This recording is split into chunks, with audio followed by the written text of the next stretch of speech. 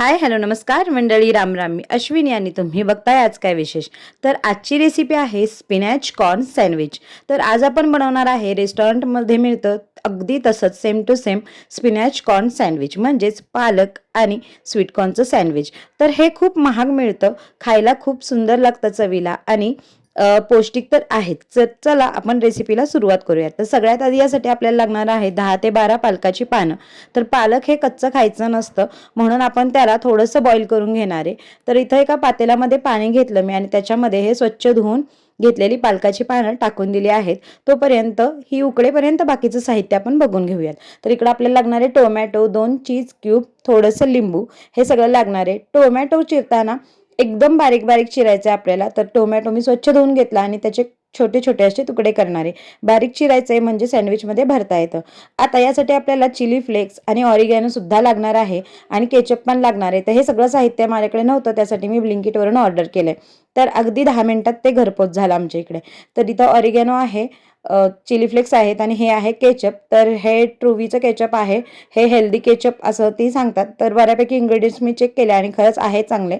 याच्यात कोणतेही प्रिझर्वेटिव्ह वगैरे वापरले नाही आहे अजूनपर्यंतचा, तर माझा अनुभव चांगलाच आहे. चला तोपर्यंत इकडं पालक जो आहे तो उकळून झालाय आपला, तो आता काढून घेणार आहे मी आणि त्याला सुद्धा आपल्याला एकदम बारीक बारीक चिरून घ्यायचंय. तर पालक शिजल्यानंतर बघा केवढासा दिसतोय. तर इकडे पालक चिरून झालाय आणि टोमॅटो सुद्धा आपलं चिरून झालंय आणि जे स्वीटकॉर्न आपल्याला वापरायचे ते आपण ऑलरेडी उकडून घेतलेत. हलकंसं मीठ टाकून त्यांना मी उकडून घेतलंय.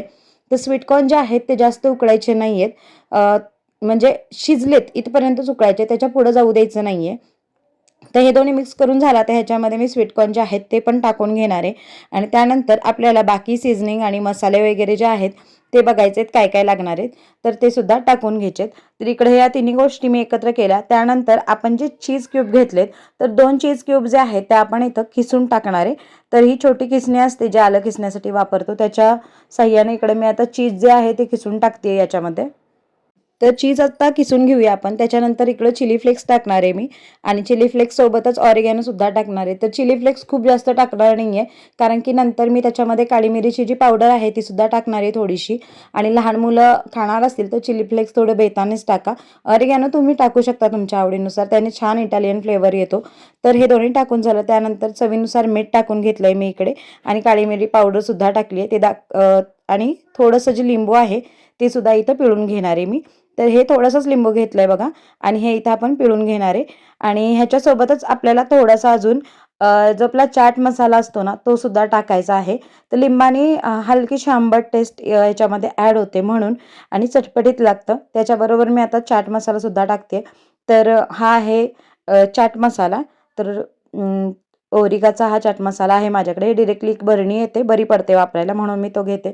इथं मी कुठल्याही प्रॉडक्टचं ॲडव्हर्टाईज करत नाही आहे, मी जे वापरते ते दाखवते किंवा हे पेडसुद्धा नाही आहे. ठीक आहे. इकडे स्टफिंग जे आहे ते रेडी झालं आहे आपलं आणि आता आपल्याला ते भरून घ्यायचं आहे. तर 0 मैद्याचं होल व्हीट ब्रेड वापरत आहे मी, म्हणजेच ब्राऊन ब्रेड थोडक्यात. ते मी घेतलं इकडे आणि त्याच्यामध्ये आता आपण ही स्टफिंग भरून घेऊयात. तर ब्रेड ठेवून घेतलं आणि ब्रेडवर आपल्याला केचप जे आहे ते अप्लाय करायचं आहे. तर इकडं कुठलीही चटणी बनवली जात नाही आहे, कारण हा एक इटालियन स्टाईलचा आपण बनवत आहोत सँडविच. तर याच्यामध्ये आपण जे इंडियन चटण्या वापरतो त्या टाकल्या जात नाहीत. तर त्याच्याऐवजी इकडं केचप लावणार आहे मी दोन्ही साईडला. तर दोन्ही ब्रेडला केचप व्यवस्थित असं लावून घ्यायचं आणि त्याच्यामध्ये आपल्याला जे स्टफिंग आहे ते छान असं फिल करायचं आहे. तर स्टफिंग फिल करताना काय होतं, बाहेर पडतं, म्हणून थोडंसं स्टफिंग हे करायचं, ठेवायचं आणि त्यानंतर प्रेस करून घ्यायचं, परत थोडंसं भरायचं. अशा पद्धतीनं स्टफिंग भरलं तर ब्रेडमधून ते बाहेर जात नाही आणि स्टफिंग जे आहे ते बऱ्यापैकी व्यवस्थित बारीक चिरलेलं असेल ना तरीसुद्धा ते बाहेर ओव्हरफ्लो होत नाही, असं माझा तरी अनुभव आहे. इकडे मी आता स्टफिंग जे आहे ते हलकंसं प्रेस करत करत आता ठेवून घेणार आहे आणि दोन्ही ब्रेडच्या मध्ये त्याला प्रेस करणार आहे. बघू शकता तुम्ही भरपूर असं स्टफिंग मी ते भरलेलं आहे आणि त्याला आता हलकंसं प्रेस करून घेते, म्हणजे हे बाहेर पडणार नाही. तर आता हे आपल्याला तव्यावरच शेकायचं आहे. तुमच्याकडे सँडविच मेकर असेल तर तुम्ही तो वापरू शकता, पण मी जो माझ्याकडे कास्ट आयर्नचा तवा आहे त्याच्यावरच नेहमी सँडविच भाजत असते. तर इकडं आता थोडंसं मी याला बटर लावून घेतलं आणि आता जो तवा आहे तो माझा मी तापायला ठेवला होता गॅसवर. तर तो तापलेला असेल. आता मी हे सँडविच जे आहे ते तव्यावर शेकायला ठेवून देणार आहे. तर हा आहे तवा, याच्यावर आता मी सँडविच शेकायला ठेवून देते. तर ज्या बाजूला आपण बटर लावले ती बाजू आपल्याला खाली करायची आहे. किंवा तुम्ही काय करू शकता, तर तव्यामध्येच बटर टाकू शकता आणि मग सँडविच ठेवू शकता, तसंही चालतं. तर मी आता ती बाजू खाली टाकल्यामुळे वरच्या बाजूला मला अजून बटर लावायचे, तर चाकू हलकासा मी गरम करून घेते, म्हणजे बटर जे आहे ते लगेचच वितळून जाईल आणि बटर जे आपल्याला लावायचे ते व्यवस्थित असं स्प्रेड होईल. तर आता वरच्या साईडने सुद्धा आपण बटर लावून घेऊया आणि मग सँडविच जे आहे ते दोन्ही साईडनी छान असं शेकायचं आहे. बारीक गॅसवर शेकायचं म्हणजे करपत नाही आणि ज्यात त्यातलं जे आपण चीज वगैरे टाकलंय की नाही ते सुद्धा व्यवस्थित असं मेल्ट होतं म्हणून. तर इकडे आता एका साईडनी सँडविच शेकून झालंय, आता त्याला आपण पलटी करूया आणि दुसऱ्या साईडनी शेकायला घेऊया.